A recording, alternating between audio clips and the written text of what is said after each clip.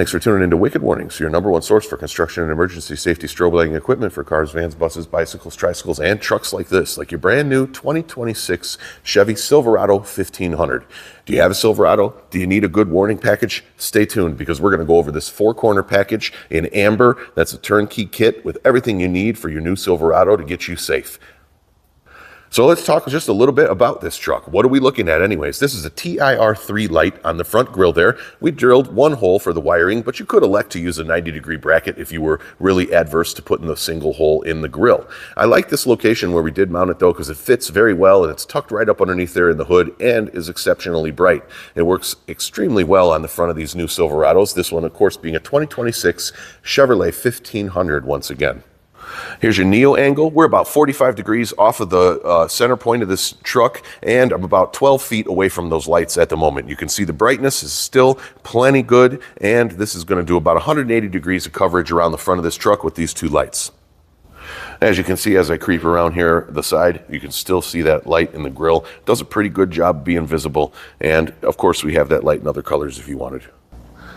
Around the back here, we've utilized the same TIR3 light in amber. It works very well in those step pockets in the bumper. There's just one small hole, again, drilled for wiring, which is not a big deal, and they're easily removed. You could put a little plastic plug over that hole later if you were to trade the truck in. Now, if you prefer a simultaneous pattern, you can have that as well. Many different patterns available on these lights. This one being a triple flash alternation, one of the most common seen patterns in the construction industry.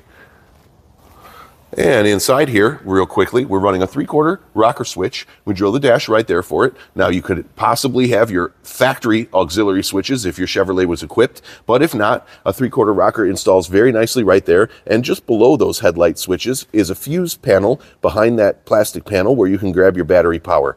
So it's an extremely easy install. Now, down in the kick panel down there is a ground stud lug for all of your grounding needs as well. So this installs fairly easy.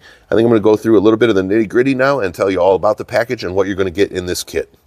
Alrighty, so let's talk a little bit about what's included in this kit and get into the technical specs of it. So if you like that, stay tuned. If you don't like that, fast forward and pass the link for this video over to your installer, please, so he can get the technical specs. On the front of this truck, we've got a TIR3 in amber. It's a very easy install. It comes with the screws that you need, and all you're going to need to do is drill one hole for the wiring, and you can install it right there on the grill. You can see where we mount it right there in that spot, and it's just a good spot, nicely located right under the hood there, and it allows all the wiring to be extended right back into the engine bay. We always leave a little bit of wiring behind the light just in case you have to service it or remove the grill or any of that stuff. So do leave yourself a little bit of slack behind each light. And once you have both of your lights installed as shown, you'll extend them with the included 22-5 wiring, each individually through the firewall and to the back of the switch. Behind the switch is where you can select your pattern, do your synchronization, attach your grounds down to that ground stud that I mentioned earlier, and attach your powers to the back of the switch output. And that's pretty much all you need to do on these front two lights. Now, there's a variety of patterns you can choose, and you can set it up to show a bunch of different displays as far as whatever you feel is the best flashing for your need. Again, what you saw here was just a triple flash, 75 FPM, very common, very everyday flash pattern. So let's show just a little bit here of the inside here. This is where we drill that switch. You might have to clean a little bit of plastic out from behind it, no big deal. Behind this panel right here, you'll find a fuse box with a bunch of terminals where you can attach your fuse to there to power that switch. And then underneath here, this is where we like to drill the firewall. You can see there where our wiring is ran through that 3/4 grommet. We're going to include that grommet in the kit as well. And we do the firewall drill right there. And then what I do is I tuck this carpet back up over the wire like that, back up in place. And man, look at that. It's like you don't even know we were there. It's completely gone. So, and it also keeps a little bit of draft out if you tuck that carpet back up right there. So that's where we drill the firewall on these Chevys. It works out well. Yes, there's a factory boot way over here you could probably dig into. We like to use this here. It's independent of the factory boot because the factory boot is actually used for the auxiliary switch kit. So if in the future somebody wanted to add auxiliary switches from the factory for this truck, they're going to be looking to use that boot over there. So it's best that our stuff stays over here out of the way. So that's why we do it that way.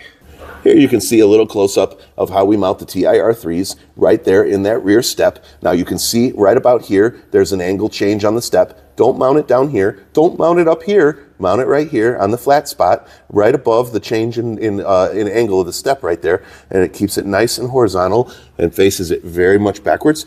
It also reflects off the back here on the side. So it does a really good job. I really like this location on the Chevrolet steps for mounting lights, and the TIR3 is very effective here and affordable. All right, so now let's talk about the wiring and how we wired these lights on the back. Very simple, very easy. We did a little bit of 22.5 from the passenger bumper step light right over to the driver's bumper step light. Okay, that's just extending the passenger light over to the driver's light. It gives you your synchronization, your pattern, everything you need. From the driver's step light forward, we used our 18-5. It's the same as a 22-5. Color, function, it's just a little thicker, and you want a little thicker if you're going to run from the back of the truck all the way forward. So the 18.5 is the right solution. We're going to give you 30 feet of 18.5, plenty to attach to the back of that driver's side rear light, as well as the 22.5 going over to the passenger light. We're going to give you 50 feet of 22.5. That's going to give you plenty to extend each one of the grille lights in the front. Don't forget, leave a little slack behind the grille in case you need to do any service work. It's also going to give you 22.5 left over to extend the passenger rear bumper light. Again, don't forget to leave a little slack. Don't tight wire yourself, because if you ever need to work on it, you're going to regret that. Leave a little slack behind each light, coil it up, and keep it up out of the way for future needs. Now, you run your 18.5 forward. You run your 18.5 forward right along the passenger driver's side frame here. It runs very easily. Typically, I'll run it up and over the driver's side rear wheel well, but if you prefer to run it through the frame the entire way, that's your prerogative. The bonus here is underneath the driver's left foot, you'll find a rubber grommet, typically holding your emergency brake cable. You can poke right through the side of that rubber grommet to run your wiring up through the floor by the driver's left foot. That also allows you accessibility right there to the ground stud, which you will find underneath the trim panel on the left side by the driver's left foot. That's where you're going to attach all of your grounds. Your power is going to come from the fuse that's pulling off of the fuse box. Power is going to feed the switch. All of your lights are going to go also on the output of the switch, and the switch is going to need a ground as well. Ground your lights on all that stud. Same thing, ground your lights on the ground stud as well as the switch, and everything should work out just fine. Now, if you have any questions or you want to make any modifications to this kit, please reach out ahead of time. Send us a link to the video, send us good information about your vehicle as well, and whatever modifications or questions you have, and we'll make sure to get you completely squared away before you order. Alrighty, so we're at the 8-minute mark. Drop a comment if you're still listening. I like to see those comments that you're actually still listening to me and I'm not just talking to nothing.